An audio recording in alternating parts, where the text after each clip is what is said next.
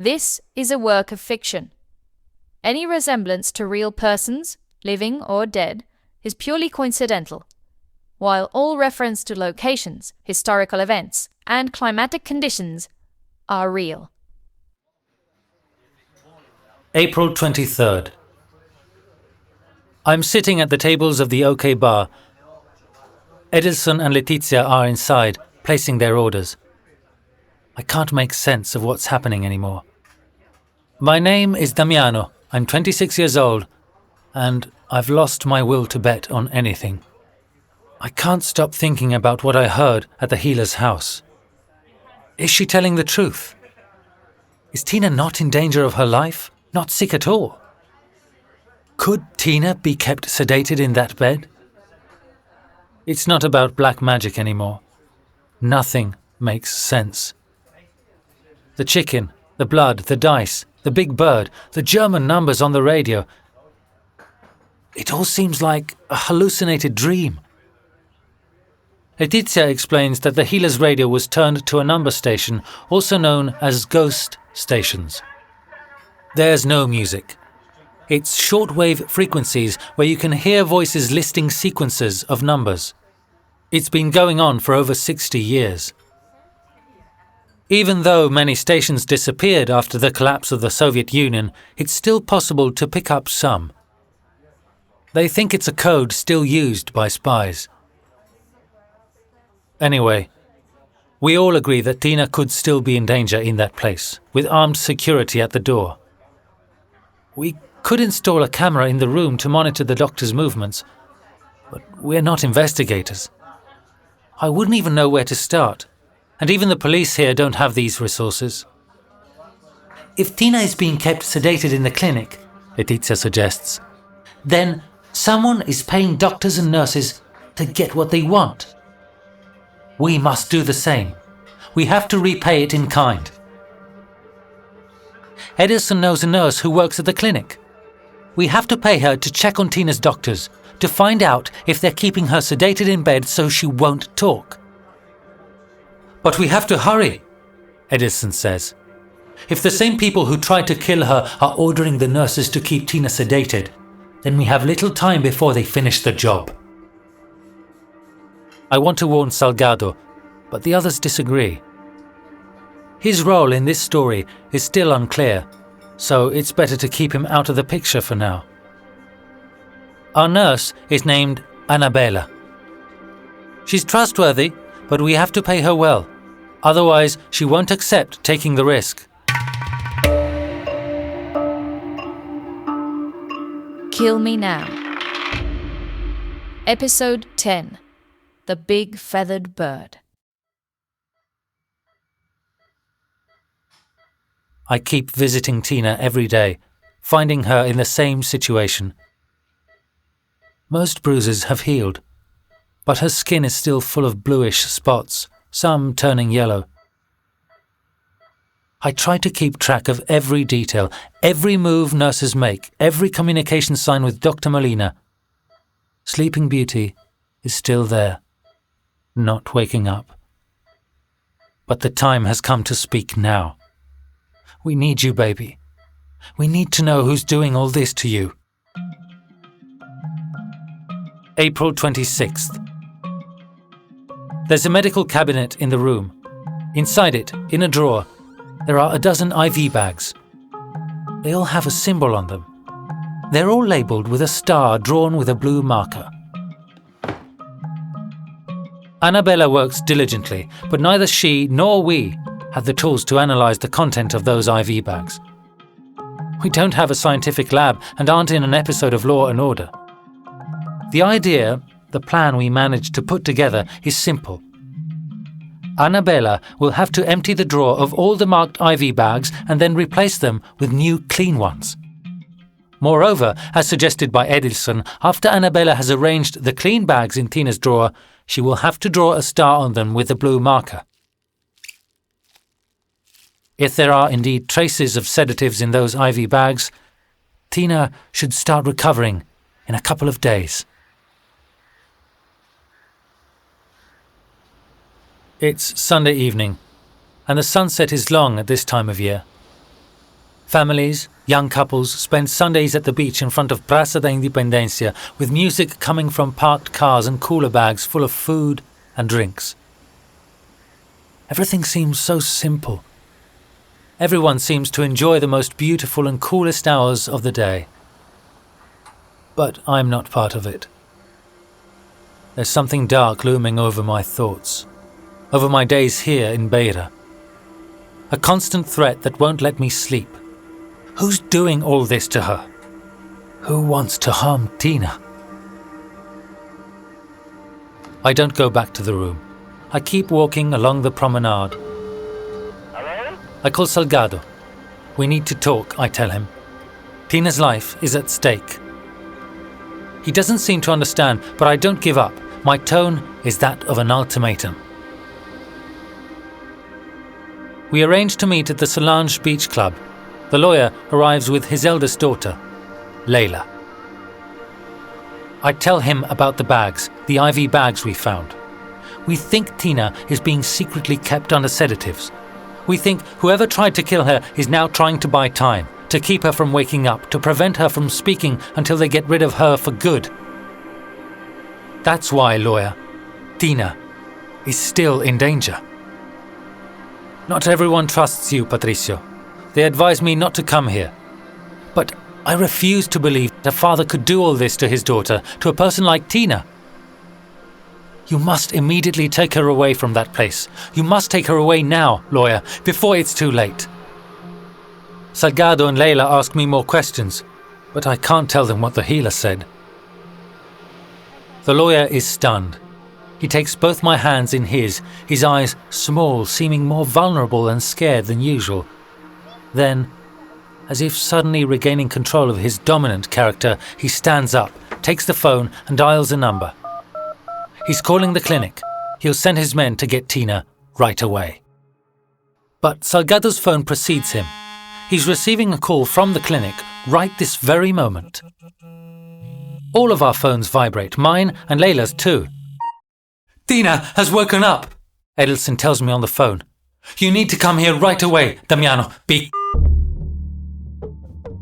What the hell is going on? I jump into the car with Salgado and Leila. I try calling Edilson again, but the phone rings unanswered. The car crosses the city, skipping stop and yield signs. Outside the clinic, the gate is open, and there's no guard at the entrance. Not a good sign, I think. On the second floor, Tina's bed is empty, and Edilson lies on the floor in a pool of blood. They took her away. Edilson manages to speak. Salgado's eyes are frozen. He goes out in search of the nurses and Dr. Molina, but they all seem to have disappeared into thin air. Edilson gestures for me to bend down. I'm kneeling in front of him. He has a cut in his stomach. I can't tell how deep it is. Edilson tells me Tina spoke. After waking up, she said something. What did she say? I lean over, my ear next to Edilson's mouth. His body is burning, emitting incredible heat. Leila? He mentioned Leila, her sister's name. He only said Leila, her stepsister's name. I turn abruptly. Salgado re-enters the room with a couple of nurses. They tear Edilson out of my arms. I look for Leila inside the room. Where is she? Where is Leila? The lawyer looks around, but Leila is nowhere to be found. From the window, I can still see Salgado's Ford Raptor Ranger. The car is still there, left in the middle of the parking lot with the doors wide open. However, Leila is nowhere to be seen. The police arrive, or rather, Edilson's brothers patrol. Edilson is transferred to another department. The cut isn't deep. He'll make it. Salgado walks down the hallway trying to call Leila, who doesn't answer. I've never seen that face on him. If Leila is somehow involved, then she must have known everything from the start. Every move of ours. Damn. We get back in the car with Salgado. Neither Leila nor Tina are home. The lawyer is pale. We need to try to pull all the pieces together, Patricio. Salgado tells me that Leila is his eldest daughter from a previous marriage. She and Tina have always had a difficult relationship, he says. But who could have ever thought of this? For a long time, Leila has been Salgado's right hand at the law firm. Reliable, punctual, meticulous. The opposite of Tina. Salgado tells me Tina has always been rebellious, visionary, courageous. Leila hates the way she grabs all the attention without ever taking responsibility. Then, 6 months ago, I started feeling unwell. I was diagnosed with a serious illness. That's when I decided to leave the firm at the end of the year. I'll leave it to Tina, not to Leila. Salgado looks at me as if only now realizing what's happening to his family. Leila will receive 2 houses and a sum sufficient to start all the legal practices she wants. I wanted Tina to lead the firm, but I hadn't understood that this would reignite Leila's anger. This senseless rivalry with her sister. How could she do such a thing? I don't know what to think. Every time Tina talked to me about her stepsister, she was cold, with a hint of detachment. Yet Leila was the one she talked to, whether via email or phone, to avoid arguments with her father. Leila knew everything. I've read the emails Tina sent her. But of course, damn it. She knew about Tina's return to Maputo. She knew that sooner or later I would come to look for her. She kept an eye on me from the beginning. It was Leila. That's who she was with that night, on the 22nd of March. They dined at Oceana, then went to the Golden Peacock Casino in Chinatown, where they signed in using their father's account to gain entry. I call Edilson's brother. I ask him to gather all the agents he can find and hurry to the Golden Peacock. Salgado retrieves more men. The lawyer asks me how I can be sure Tina and Leila are in Chinatown. The dice said it. The dice from the healer. The secret is guarded by a bird with large feathers. The bird is the Golden Peacock. The big Golden Peacock in the resort in Chinatown. But it's too absurd to explain.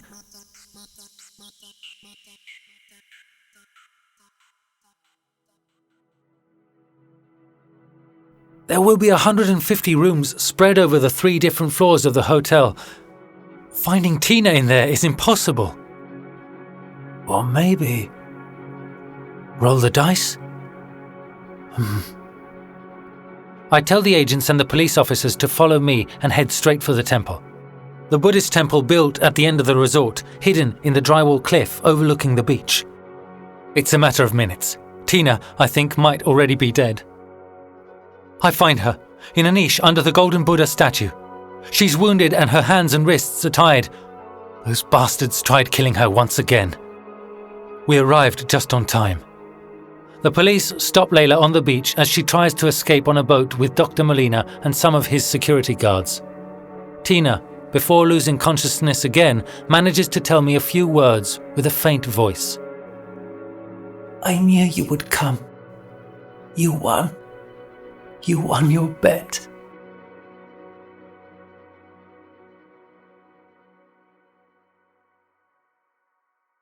June 16th. Praia do Savane. We waited for the sun to set. Tina is still weak, but she insisted on driving here. Dinner on the waterfront at our favorite restaurant. The shrimp and matapa were excellent. I'm even starting to feel like cooking again. Edilson and Letizia warned us, after Cyclone Idai, it's not easy for it to happen every day. It depends on the currents, the tides, the water temperature. The dice had said we would be lucky. Darkness falls, and I see some splinters, some flashes of blue in the water. It's like the night we met in that pool, but 1,000 times more intense. They call them Tears of the Ocean or Sea of Stars.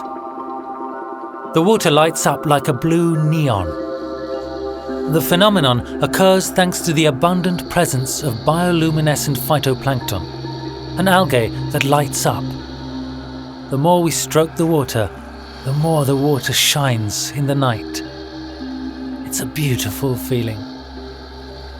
Tina's eyes also shine, after having been dim and sleepy for so long. No one knows what will become of us, and in the end, no one cares. Layla is in jail, and she'll have to stay there for a while. She must answer for the attempted murder of Tina, for the killing of the fake Horacio, the fixer she hired in Maputo to mislead me, but above all, for the murder of Paulina Pereira, Layla's stepmother and Tina's mother. For 10 years, before this terrible story raised suspicions about Layla, Paulina's death had always been linked to a car accident, until Layla confessed to that crime too. After getting rid of her stepmother, she intended to eliminate her stepsister too, a figure too cumbersome for Layla. In her obsession for possession, she no longer intended to share the love nor the money of lawyer Salgado. But all of this is already distant. Right now, none of this matters. We're not worried about anything. For now, I just do what I do best. Stay afloat. But today, with Tina, we float in the light. I have no plans, apart from us letting everything happen. We don't even know if we'll return to Europe, stay here in Beira, or move somewhere else. No one wants to think about what will happen when Layla is released, whether I'll go back to work in the kitchen or if Tina will open her own studio. In here, in the water that glows, everything seems secondary. And then I made a commitment. I can't go home yet. I have to be Edilson's best man at his wedding. His wife will give birth at the end of the summer. If it's a boy, we'll name him Damiano, he told me. But there's no need to wait for the ultrasound. I'm sure of it. There's a handsome little boy on the way. The dice don't lie. I'm ready to bet on it.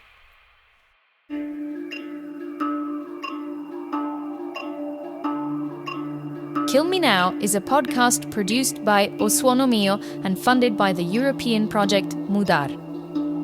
From an idea by Emanuele Lapiana and Gianluca Taraborelli. Narrated by Dylan Ayres. The voice of Tina is by Joana Ferreira Martins. Written by Gianluca Taraborelli. The soundscapes are by Emanuele and Tommaso Lapiana. Mixing and post-production are by Alessandro Beso. The illustration is by Federico Tramonte.